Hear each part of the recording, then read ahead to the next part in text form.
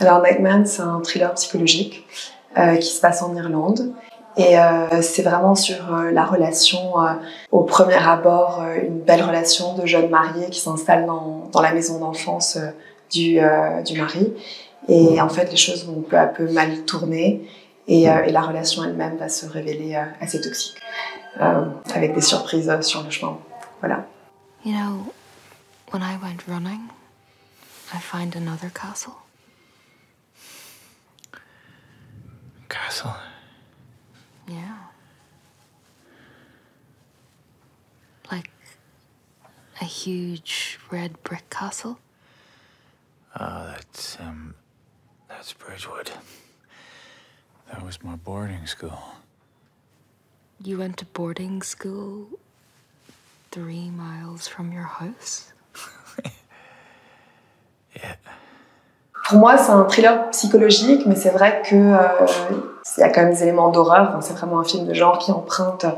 Moi, mes grandes inspirations pour ce film, c'était un peu des films des années 70, comme Les Chiens de paille, comme The Shining, ou encore Rosemary's Baby. Donc il y a vraiment une sorte de ton comme ça de films de genre de cette époque, de films d'auteur quand même, qui pour moi réussissent un mariage incroyable entre vraiment cette sensation de créer de la peur, de l'angoisse, des grandes émotions, et en même temps de nous donner une vraie profondeur dans les personnages et dans l'histoire, et qu'on s'accroche aussi à ça en fait.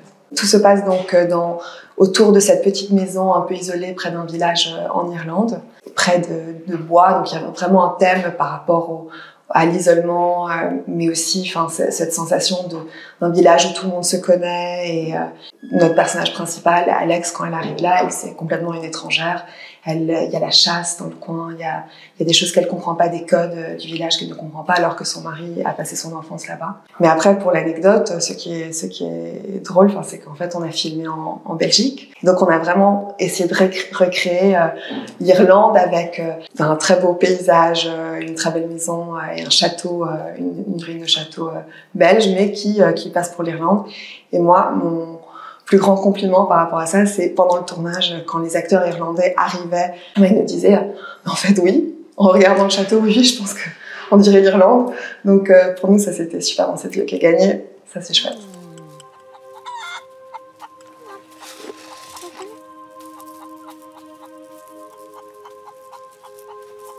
There you go.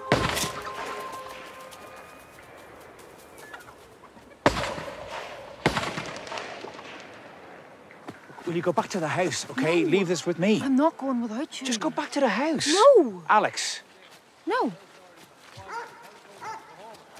Il y a une légende aussi qui est racontée au début du film et qui est vraiment ancrée un peu dans la mythologie irlandaise.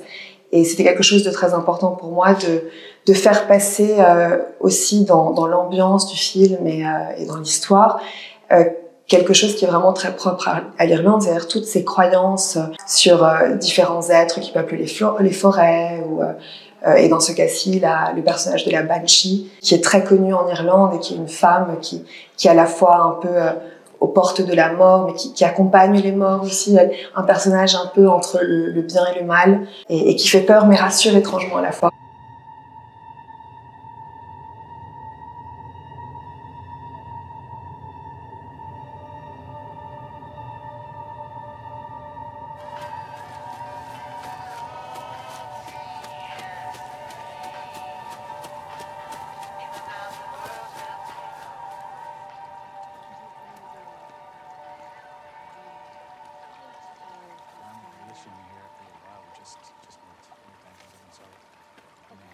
Alors, je pense que moi, il y avait quelque chose qui me plaisait beaucoup dans l'idée de cette relation du couple. Moi, c'est ça qui est un peu... il y avait deux choses, mais il y avait le couple et ces relations toxiques. Il y a cette expression en anglais de gaslighting, d'une relation quand quelqu'un manipule psychologiquement l'autre et essaye de faire douter à l'autre personne, en fait, de la validité de sa perception de la réalité ou de sa raison, presque. C'est vraiment un film, d'une certaine façon, qui parle de choses étranges qui se passent dans la nuit. J'ai pas envie d'en dire trop, mais c'est aussi un film sur une femme qui doit se réveiller, en fait.